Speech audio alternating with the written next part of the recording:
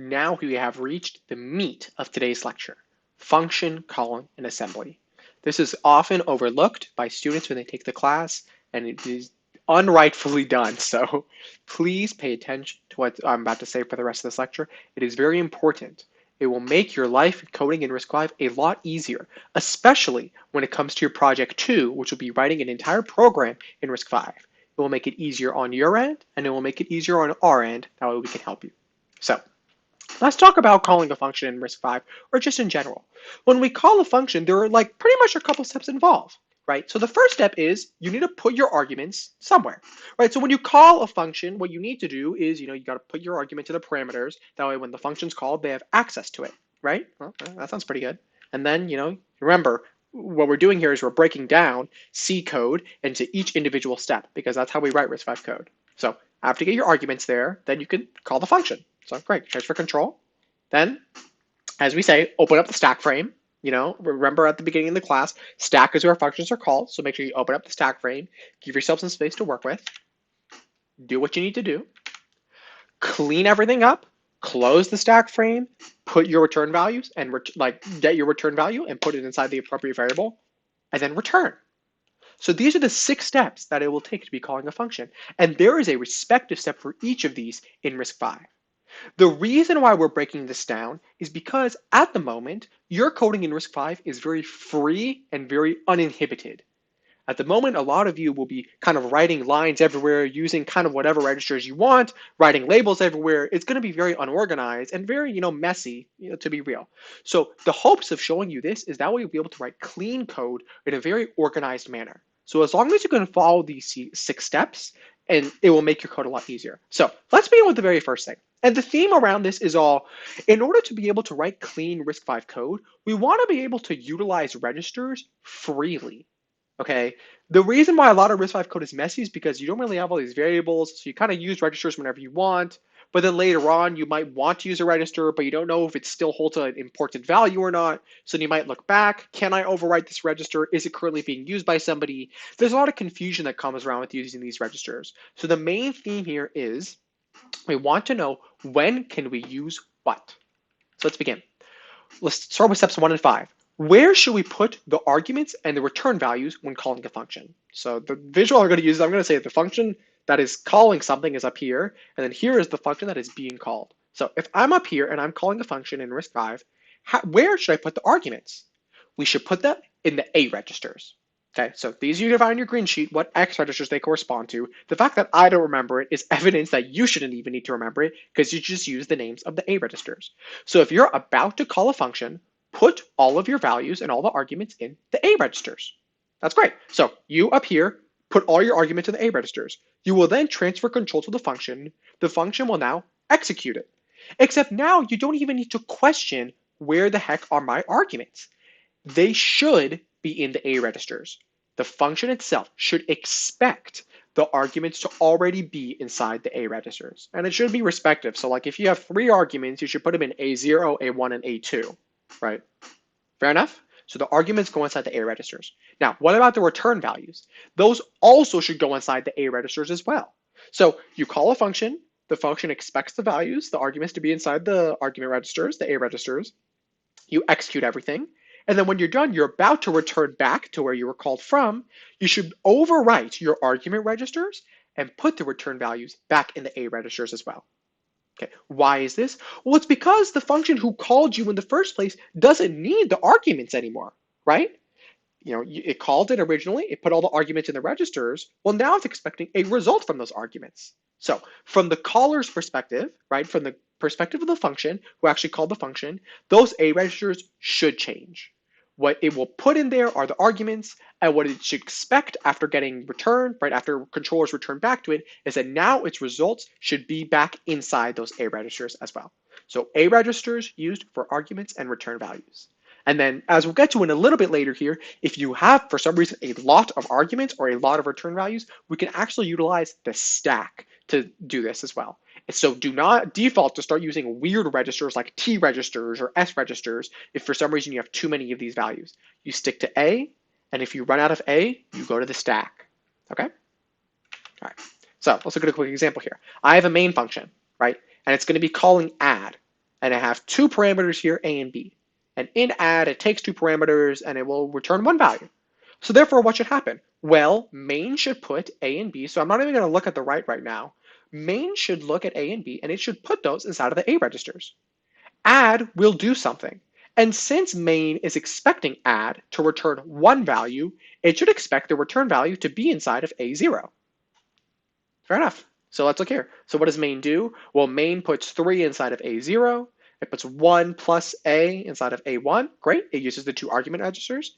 It jumps to add. It calls add right here. Add recognizes and it knows it doesn't even need to look back at main. It knows that add expects two arguments. So therefore it will just look at A0 and A1. It will add them together like it should, and it will put its result inside of the return register, and then it will jump back. And main, as expected, will think that the return value is in A0. All right, nice example that shows the use of this. Great. So we've gone over the A registers. These are 8 argument registers to pass parameters.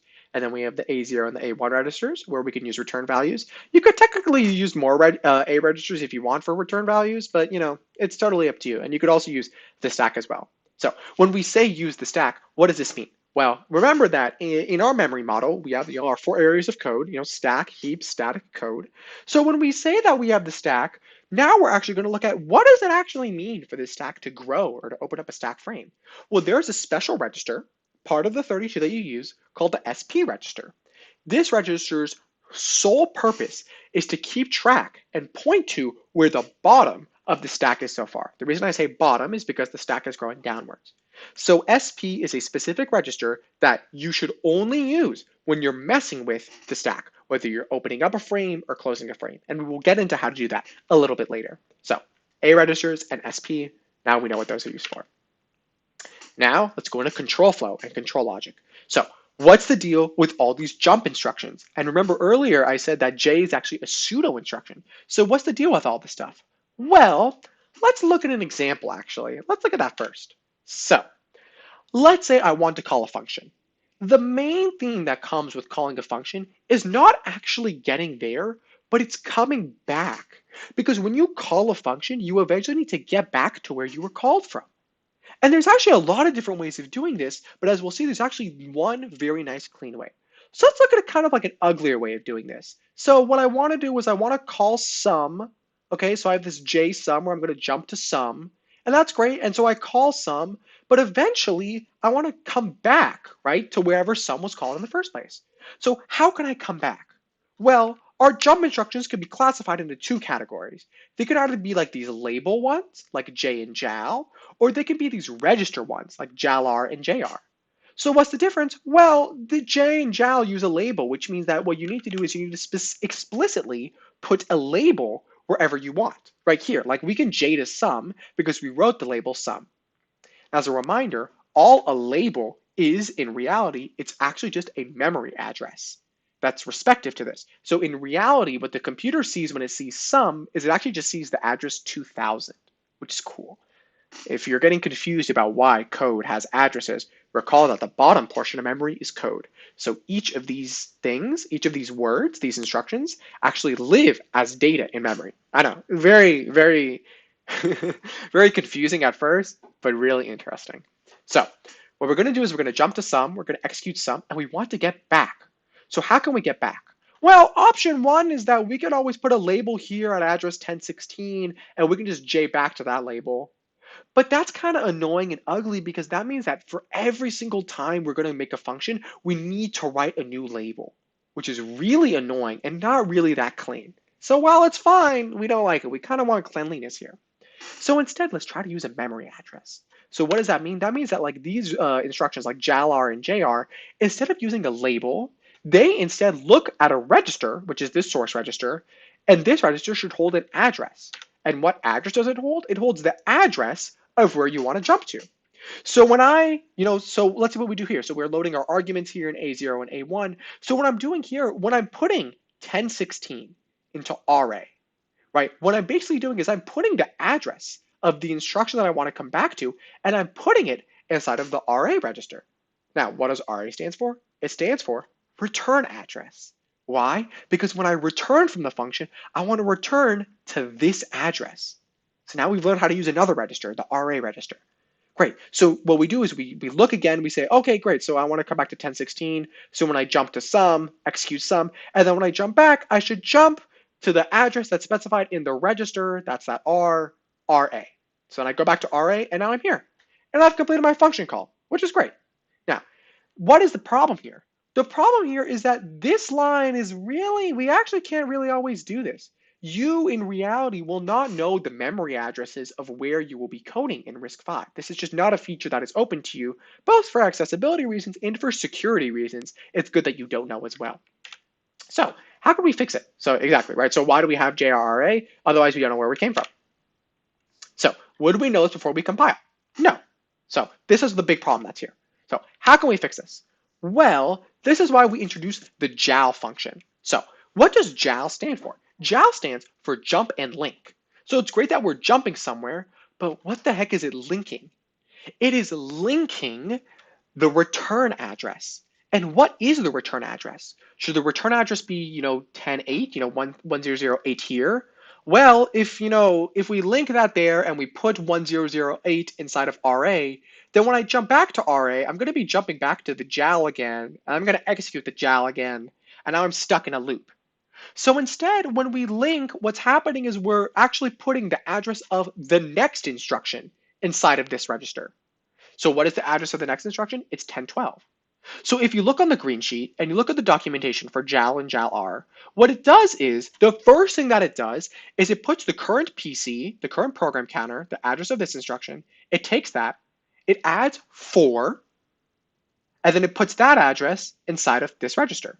Why is it adding 4? Well, recall that memory is byte addressed, and every RISC-V instruction is 1 word or 4 bytes long. So I want to put the address that's 4 away from my current PC. And then I move my PC to wherever, in this case, the label is. So this is actually a double whammy. It's a wombo combo, which is awesome. It's doing 2 things at once. It is jumping and it's linking RA.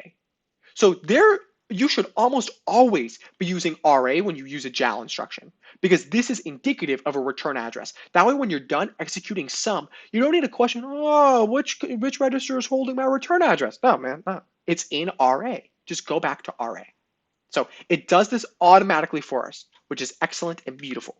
So let's talk about J as a pseudo instruction. So how the heck is J a pseudo instruction? Well, if JAL stands for jump and link, then J is just jump, which means that there is no linking. So how do we prevent a linking operation from happening? Well, we just attempt to link to the register X0. Recall that X0 is a hard-coded 0 in hardware, which means that if you attempt to write anything to it, nothing will happen. Like, you just cannot do it. So therefore, it is a non-linking jump. You are simply jumping somewhere. So therefore, when I write J label, what it actually is, it's the instruction JAL X0 label. And it's the same thing for JAL-R with JR. I'm just jumping to the register instead of jumping and linking, right? So now we're done. Now we completely understand the whole jumping stack here, right? This is jump if I don't care about linking. This allows me to call something and come back. This also allows me to call something and come back, right? We can use it to invoke a function. We understand what linking means now, and this is what to jump register is usually what we mean by when we return. And now we understand when to use the RA register. Beautiful. So let's see what else there is. So here's a question. So let's introduce one final pseudo instruction today, the ret pseudo instruction. So ret stands for return. So I want to return from a function. And the documentation for ret says that just set the PC equal to RA. RA is X1, just for your information. So we wanted to put the contents of RA inside of the PC. I want to return back to where I was before. So let's look at each of these. Well, if I want to JAL X0 RA, this looks pretty good. I don't want to link anything, right? When I return, I don't really want to link. So that's great. Now, what's the problem is that JAL takes in a label. So I can't specify that. So it's not A. Let's look at branch. So X0 is equal to X0, good. Yeah, so it'll go back no matter what. But again, the branch needs to take in a label. So this is also not possible. Let's look at this one. JAL-R X0 RA0.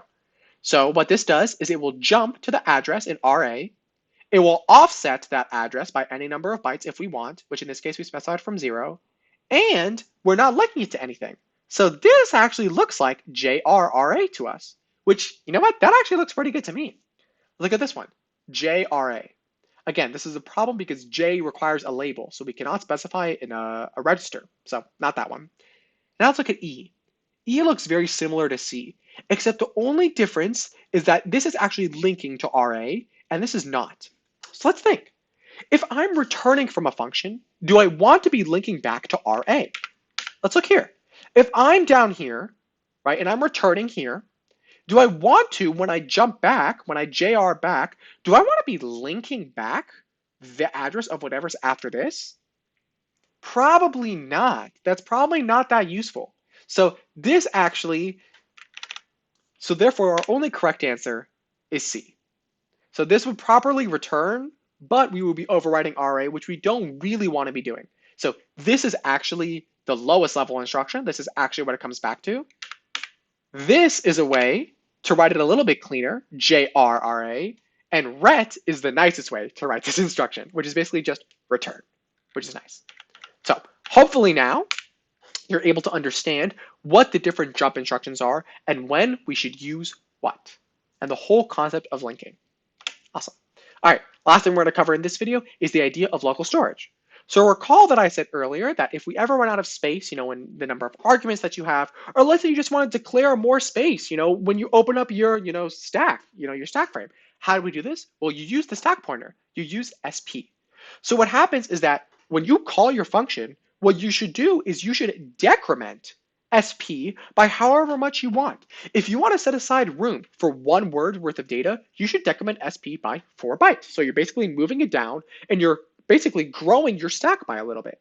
And then you could store whatever information you want onto the stack.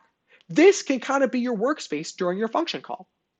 And then when you're done with the function and you want to kind of close your stack frame back up, what can you do? Oh, well, you can just move the stack pointer back to wherever it was before.